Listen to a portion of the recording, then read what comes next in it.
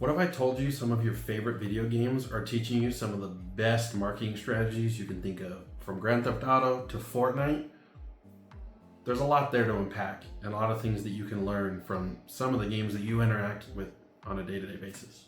Fortnite is a very good example of what I like to call like scarcity and hype marketing. Fortnite, through a lot of its marketing efforts, builds a lot of hype around its future plans, its chapters, its seasons. It does really great at organically sometimes just teasing what you can expect from future collaborations and dropping little hints and tidbits there. But another big thing it does is scarcity. Fortnite's number one moneymaker is the Fortnite shop, and one way they persuade people to buy things more and more is the scarcity. I feel like this strategy for Fortnite's been slipping a little bit. I've noticed there's sometimes not as much of a wait or a window waiting for a skin you've been hoping to get to return that maybe you wanted one day but couldn't afford it, or you were younger, now you're older, have adult money, you want to buy it. And the scarcity aspect plays a big factor of like, when this skin disappears, we have no idea when it's going to come back. So you got to be logging in every day. It keeps you engaged. It keeps you checking. It keeps you at least keeping Fortnite top of mind, because people have to understand too that there's a lot of Fortnite fans that don't play the game regularly or are extremely casual, but their brilliant marketing keeps them top of mind. It doesn't matter where someone's at with Fortnite. They're engaging in it some way or another, even if it's not physically playing the game. And that's just another brilliant thing that I think Fortnite does particularly well, and it's something myself and my son have noticed a ton. Grand Theft Auto is another huge example. I think one of the biggest things they have is brand loyalty. And this is something that all brands struggle with, but what the game Grand Theft Auto does really well, and what Rockstar Games does really well, is making, first of all, such a great product that it lasts you the years that it has, and it keeps selling and selling, almost 2 decades later after it's been released. And people are always talking about it, always talking about experience, creating new experiences. I think GTA Online really took that to the next level in terms of replayability, hanging out with your friends, and just creating this almost like cult following.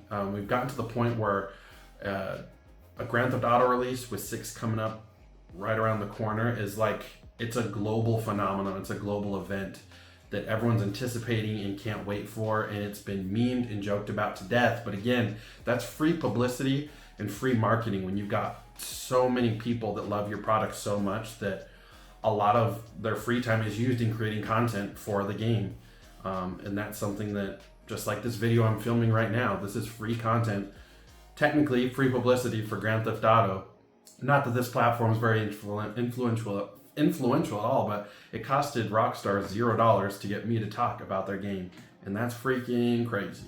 Minecraft is another big example of one aspect of that it relates a lot well to marketing, is not just having also like a cult following or a good community, but making that community feel actively engaged in a part of the game. I mean, Minecraft is all about building. It's all about getting in there and creating something that's maybe never been created before. Like, I feel like it's kind of like, the Lego aspect, but without instructions. The sky's the limit.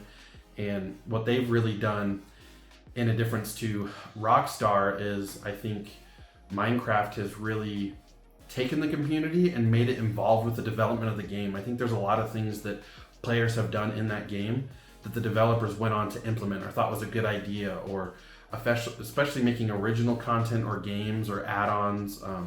They do a lot of brand deals and stuff too, like Fortnite, but I think Minecraft just has gives you that warm, toasty feeling inside, where it's like, not only am I a part of the community, but I feel like I'm a part of this game in general, and that feels awesome. Another big thing is keeping your brand recognizable and familiar, and innovating enough to keep people engaged. Some people, especially now, hate this and love this, but of course I gotta bring up Call of Duty. Comes out every year. A lot of times, a lot of people like to say rinse and repeat and whatnot, but they are making changes. They are, from the way guns feel, to fire, to the theme, to the setting, they are making a lot more changes than I think people are giving credit for. But when you have such a dependable brand image and likeness, take like Nike, for example, I feel like if they started making Crocs, they would probably sell, because Nike's gotten to the point where like they can almost do no wrong, but it would be really weird and probably take out a big portion of their audience, because that's not what they're expecting. That's not what they're used to. There's a certain framework and template that a lot of customers and people that play Call of Duty as much as they want something new and different, like a lot of people yell and shout and scream from the rooftops, a lot of times that sameness and consistency is what is also keeping you coming back for more. So it's a rather safe marketing play.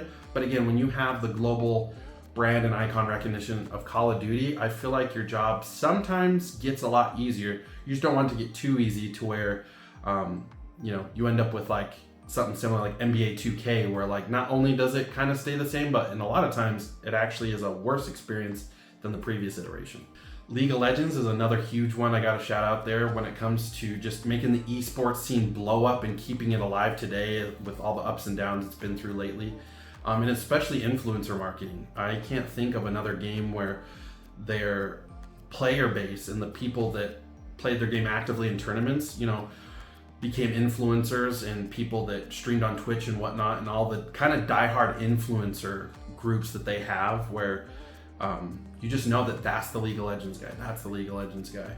And I think a lot of games struggle with that too, where like, sure, people are creating content for your game, but when you have dedicated influential people that sometimes just main your game, like that's what they play all the time or 90% of the time, that's a huge win for a brand and a marketer's dream to be able to work and collaborate with people that love a product so much that they almost drive the product more than any marketer or ad agency could ever dream of.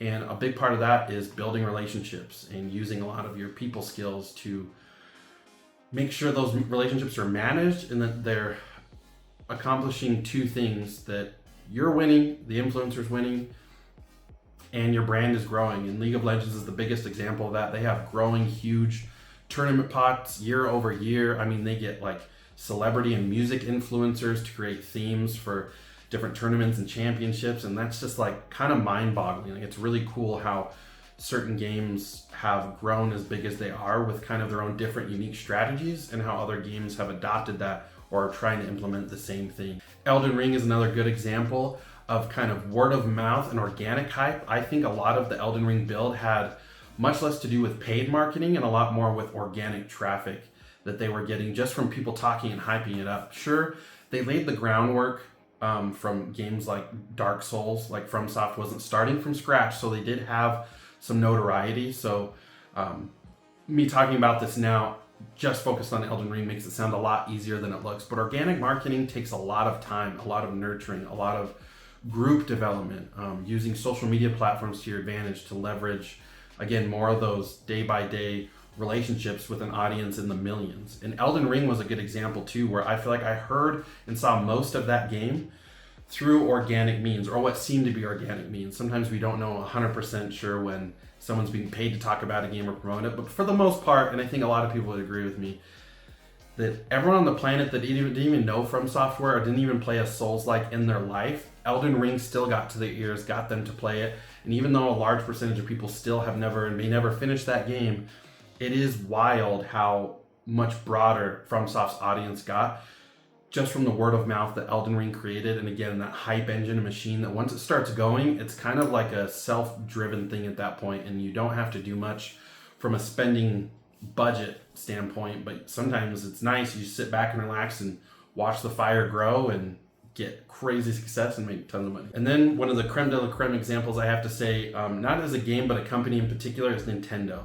When it comes to nostalgia and building a connection that sometimes I think goes beyond a game, that's a big thing that Nintendo contributes to and plays on for you when it comes to what do you call them, franchises or game series like Zelda or Mario. These are things that have been a big part of people's lives, for some people's lives, for decades now, and it's probably never going to change. And we see with every new Nintendo console, it's always a lot of the same series coming back, but it always works, always makes money.